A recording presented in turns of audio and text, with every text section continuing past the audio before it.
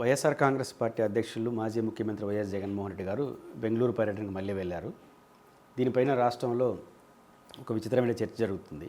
జగన్మోహన్ రెడ్డి గారు పదే పదే బెంగళూరుకి ఎందుకు వెళ్తున్నాడు, ఓడిపోయిన నిరాశలో కాడి వదిలేస్తున్నాడు, హిమాలయాలకి వెళ్ళిపోతారు, ఇట్లాంటి ఒక నైరాశ్యంతో కూడుకున్నటువంటి పనులు జగన్మోహన్ రెడ్డి గారు చేస్తున్నట్టుగా పెద్ద ప్రచారం. అసలు ఆయన బెంగళూరుకి వెళ్తున్నాడని కొన్ని మీడియా ఛానళ్ళు ఎందుకు వెళ్తున్నాడని క్వశ్చన్ చేస్తూ కొన్ని డిబేట్లు. స్థూలంగా చూసినప్పుడు 2024 ఎన్నికల్లో వైఎస్ఆర్ కాంగ్రెస్ పార్టీ భారీ ఓటమిని చవిచూసింది. తెలుగుదేశం పార్టీ నాయకుల కూటమి మంచి విజయాన్ని సాధించింది. ఓడిపోయిన పార్టీ లేదా భారీ ఓటమిని గురైన పార్టీ, గెలుస్తామని నమ్మి ఓడిపోయిన పార్టీ ఎదుర్కొనే ప్రధానమైన సమస్యలు 2-3 ఉంటాయి. ఒకటి, మొత్తం యంత్రాంగం నైరాశ్యంలోకి వెళ్తుంది, ఆత్మపరిశీలన చేసుకోవాల్సిన సమయం ఉత్పన్నమవుతుంది. అనూహ్య విజయం సాధించిన పార్టీ జూబ్లీట్ మోడ్లో వాళ్ళు ముందుకెళ్తా ప్రయత్నం చేస్తారు. ఒక సాంప్రదాయంగా చూసినప్పుడు రాజకీయాల్లో గెలిచిన పార్టీకి ఒక 5-6 నెలల పాటు వాళ్ళు ప్రశాంతంగా వాళ్ళ విధానాలు అమలు చేయాల్సిన అవసరం ఉంటుంది. ఇవన్నీ చూసినప్పుడు భారీ ఓటమిని చూసినటువంటి వైఎస్ఆర్ కాంగ్రెస్ పార్టీ కొంతకాలం పాటు ఓటమిని అంగీకరిస్తూనే ఆత్మపరిశీలన చేసుకోవడం, కొంత విశ్రాంతి మూడ్లోకి వెళ్ళడం తప్ప ఇంకో పరిష్కారం లేదు. వెంటనే వచ్చి ఏదైనా చేసినా కూడా తీవ్రమైన ఇబ్బందులు, విమర్శలకు గురవుతారు. అప్పుడే వీళ్ళు తొందరపడుతున్నారని.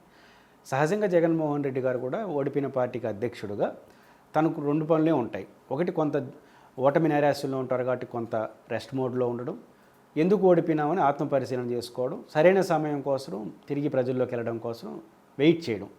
ఈ క్రమంలో అధికారంలో ఉన్న పార్టీకి కొంత సమయం ఇవ్వడం, ఇవన్నీ కలిసి వచ్చిన క్రమంలో సహజంగా విశ్రాంతి లేదా లోన్లీగా ఉండడం అనేది సహజంగా ఉంటుంది. జగన్మోహన్ రెడ్డి గారు బెంగళూరుకి వెళ్ళడం కూడా బహుశా అదే ఉంటుంది తప్ప అంత మించిన కారణాలను వెతుక్కోవాల్సిన అవసరం లేదు.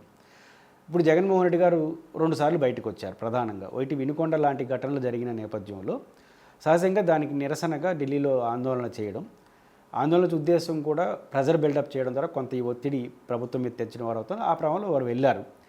రెండో అంశం, అసెంబ్లీ సమావేశాల్లో వరుస శ్వేతపత్రాల పేరుతో జగన్మోహన్ రెడ్డి గారిని నేరుగా విమర్శిస్తూ చంద్రబాబు నాయుడు గారు పత్రాలు ప్రవేశపెడుతున్నారు. అది వారు రైట్, దాన్ని కాదనలేము. వాటికి సమాధానాలు చెప్పాల్సిన బాధ్యత జగన్మోహన్ రెడ్డి గారికి ఉంది. అసెంబ్లీ సమావేశాలు కూడా ఆయన ప్రతిపక్ష నాయకుడిగా కావాలని అడుగుండొచ్చు, కానీ అది సరతేం కాదు. ఆయన పెట్టలేదు. రేపు ఏం చేస్తాడో చూడాలి. ప్రమాణ స్వీకారం జరిగినప్పుడు నేరుగా వచ్చారు. అసెంబ్లీ సమావేశాలు బడ్జెట్ పెడతారనుకున్న సమావేశానికి వచ్చారు, నిరసన తెలియజేశారు, ఢిల్లీ ప్రోగ్రాంకి వెళ్ళిపోయారు. చివరి రోజు వాళ్ళు అవకాశం ఇవ్వరు కాబట్టి శ్వేతపత్రాలన్నిటికీ సమాధానం చెప్పాడు. శ్వేతపత్రాలు లేదా బడ్జెట్ పైన ఆయన మీడియాను ఉద్దేశించి మాట్లాడడం ఇది కొత్త ఏం కాదు.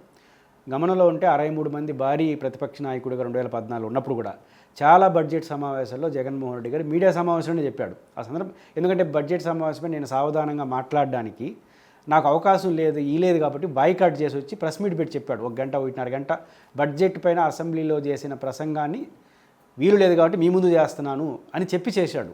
అప్పుడు అసెంబ్లీని బాయ్కాట్ చేసినట్ట కాదు కదా. ఇప్పుడు శ్వేతపత్రాల్లో పైవచ్చీలు అధికారంలో ఓడిపోయినారు కాబట్టి విమర్శలు ఎక్కువ ఉన్న నేపథ్యంలో సావధానంగా సమాధానం చెప్పుకోవడానికి స్కోప్ ఉండదు కాబట్టి ఆయన బయటకు వచ్చి చెప్పాడు. కానీ ఇదే మోడల్లో 2 డిసెంబర్లో ఉండడా చెప్పలేము. అలా ఉంటే అప్పుడు మాట్లాడచ్చు. అప్పటి వరకు జగన్మోహన్ రెడ్డి గారు విశ్రాంతి తీసుకోవడం కానీ పార్టీ ఆత్మపరిశీలన చేసుకోవడం వాళ్ళ బాధ్యత అది. ఆ క్రమంలో బెంగళూరు అయితే బెస్ట్ అనుకున్నాడు. ఇప్పుడు అమరావతిలో ఉంటే ఒత్తిడి ఉంటుంది, హైదరాబాద్ పోతే ఒత్తిడి ఉంటుంది. బెంగళూరు కొంత ప్లజెంట్ మోడ్, మంచి వాతావరణం కాబట్టి భార్య పిల్లలతో కలిసి, పిల్లలు లేరు కాబట్టి భార్య అందరూ కలిసి విశ్రాంతి తీసుకుంటారు. మనం అమెరికాకి వెళ్ళి 2-3 నెలలు చంద్రబాబు నాయుడు గారు విశ్రాంతి తీసుకోలేదా? అది సహజం. దీన్ని అపార్థం తీసుకునే ప్రభావంలో కొన్ని మీడియా ఛానల్ అత్యుత్సాహాన్ని ప్రదర్శించడం చాలా విచిత్రంగా అనిపిస్తుంది. అధికార పార్టీ కూడా మీకు మంచిదే కదా, వెళ్ళిపోతే ఒక 6 నెలలు మిమ్మల్ని వదిలేస్తే మీ పని మీరు చేసుకోవచ్చు కదా, అట్లా ఎందుకు తీసుకోరు?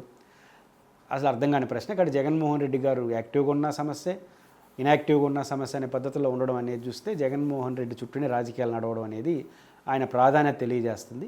కాబట్టి ఈ చర్చలు ఇంకా కొంతకాలం కొనసాగచ్చు. కానీ మొత్తం మీద జగన్మోహన్ రెడ్డి గారు బెంగళూరు పర్యటనను వివాదం చేయడం రాజకీయ కోణం తప్ప వాస్తవ కోణం మాత్రం కాదు.